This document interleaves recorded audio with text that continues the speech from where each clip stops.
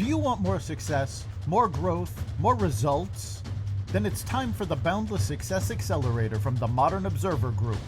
This isn't your average coaching program. It's where top performers come to dominate. Weekly group sessions, on-demand coaching, a community that's got your back, and a power-packed library of tools to supercharge your business and career. No more excuses, no more waiting. Get in, level up, and start building the life you've been dreaming about. Visit us at modernobserver.com/boundlesssuccess to join today. Let's get you to the next level. We're here because the news is being distorted. We're here because people are being inundated with misinformation on social media. We're here because people are being judged guilty until proven innocent. We are fighting back with facts. This is not a safe zone, so buckle up, Buttercup. This is the raw, naked truth.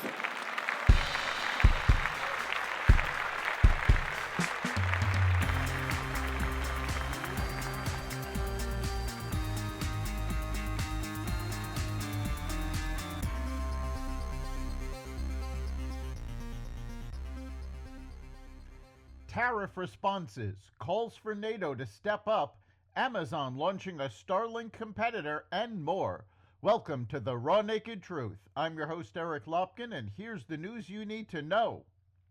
Stock markets around the world took a steep dive Thursday in the first trading session after President Trump announced sweeping new tariffs. The Dow dropped 1,679 points. The S&P 500 fell 4.8%, and the Nasdaq tumbled nearly 6%, marking the worst day for stocks since 2020 and wiping out over $3 trillion. The sell-off hit companies with global supply chains the hardest. Nike sank 14%, Apple 9%, Amazon 9%, and Meta nearly 9%. Trump's plan includes a 10% baseline tariff on all imports and steeper rates on several nations, like 54% total on China. Meanwhile, China announced Friday it will impose 34% tariffs on the U.S. The new China tariffs against the U.S. will go into effect on April 10th, according to the Wall Street Journal. The U.S. announced tariff hikes on imports from many countries, including China, under the pretext of reciprocity. This gravely violates World Trade Organization rules and undermines the rules-based multilateral trading system.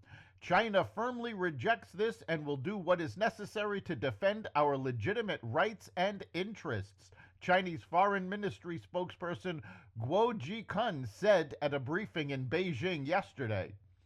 We have emphasized more than once that trade and tariff wars have no winners. Protectionism leads nowhere. We urge the U.S. to stop doing the wrong thing and resolve trade differences with China and other countries through consultation with equality, respect, and mutual benefit, he added. The statement ignored the fact that China pays no attention to World Trade Organization rules and routinely puts onerous requirements on foreign companies. The rest of the world did not waste time responding to the tariffs. Canada placed 25% retaliatory tariffs on U.S. vehicles. France and Germany pushed for an aggressive response, with the French Prime Minister calling the tariffs a catastrophe for the economic world. French President Emmanuel Macron, meanwhile, urged companies to pause investments in the U.S. Japan called the tariffs extremely regrettable. European Commissioner President Ursula von der Leyen did not specify the bloc's response, but said it will be united. If you take on one of us, you take on all of us. Again, the statements of foreign leaders ignored the fact that they have had protectionist policies and tariffs in place against the United States for decades. Secretary of State Marco Rubio on Thursday said NATO nations must provide a realistic pathway to ramp up their defense spending to hit a 5% threshold, including the U.S. I understand there's domestic politics. After decades of building up vast social safety nets that maybe don't want to take away from that and invest more in national security, Rubio said while speaking at a NATO foreign ministers event in Brussels. But the events of the last few years full-scale ground war in the heart of Europe as a reminder that hard power is still necessary as a deterrent.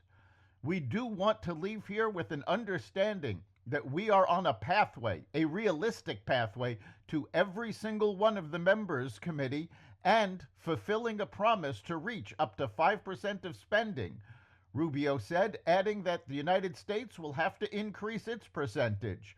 While the majority of the 32 NATO members currently spend 2% of their nation's GDP per previous NATO commitments, 8 nations, Croatia, Portugal, Italy, Canada, Belgium, Luxembourg, Slovenia, and Spain, have yet to meet their defense spending pledges.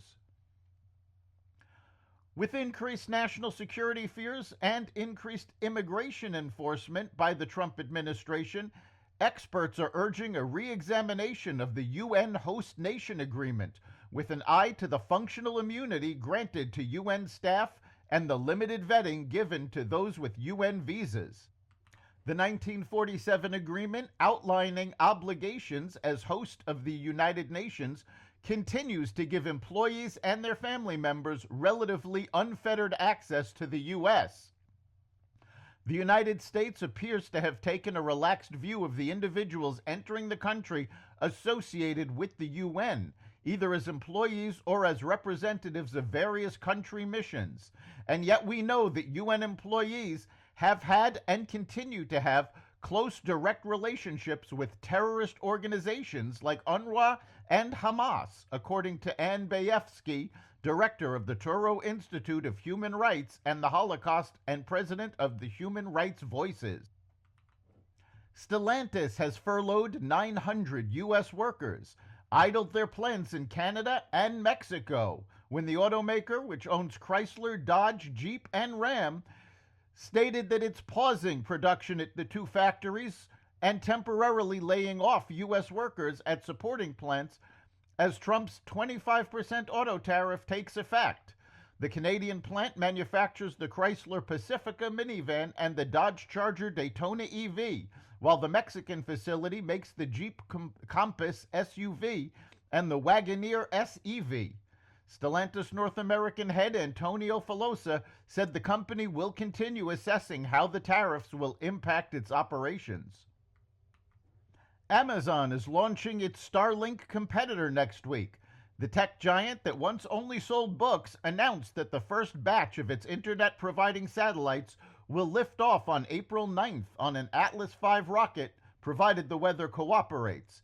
The initiative will pit Amazon against SpaceX's Starlink in seeking to provide the world with broadband internet from low Earth orbit. The initiative will eventually boast 3,200 satellites covering much of the globe. Starlink currently has over 7,000 satellites in orbit, with plans for as many as 42,000.